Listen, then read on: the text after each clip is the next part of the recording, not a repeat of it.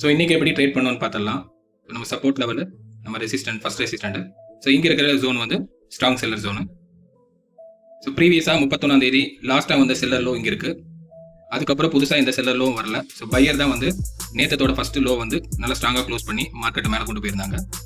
So அதுக்கப்புறமும் market இந்த இடத்துல நல்லா ஸ்வீப் ஆகிட்டு அடுத்தடுத்த புல் பேக் எடுத்துகிட்டு மேலே போயிருந்தது. ஸோ இந்த லெவலில் நமக்கு எந்த செல்லரும் கீழே எதுவும் சேலஞ்ச் பண்ணலை. பையர்ஸ் தான் வந்து அடுத்தடுத்த லோவை லாஸ்ட்டு கேண்டில் வரைக்கும் சேலஞ்ச் பண்ணியிருந்தாங்க. ஸோ ஓவராலாக பையர்ஸு ஸ்ட்ராங்காக இருக்காங்கன்னு இந்த லோ வச்சு நம்ம கண்டுபிடிச்சிட்டோம்.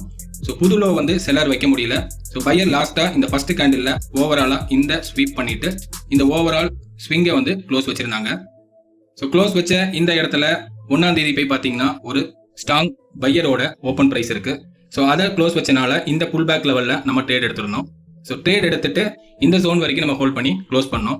ஸோ அந்த ட்ரேடுக்கான டீட்டெயிலை வந்து லாஸ்ட்டில் நான் போடுறேன், அதையும் பாருங்கள்.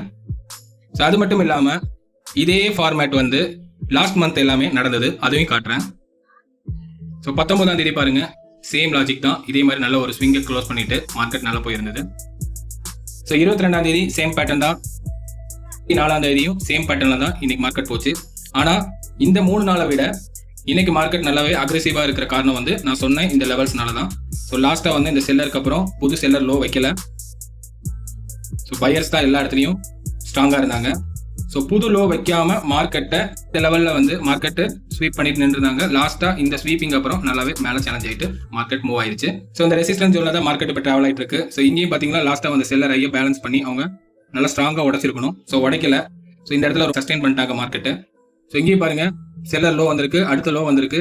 புது லோ வைக்காம இருந்தனால தான் நல்ல ரேலி ஆச்சு மார்க்கெட் இந்த இடத்துல. ஸோ பையர் இந்த இடத்துல வந்து ஸ்ட்ராங்காக இல்லை. இப்படி இங்கே ரேலியாக கொண்டு வந்தாங்களோ ரொம்ப நேரம் நின்றுட்டாங்க. ஸோ இந்த இடத்துல பெருசாக பிரேக் அவுட் ஆகல.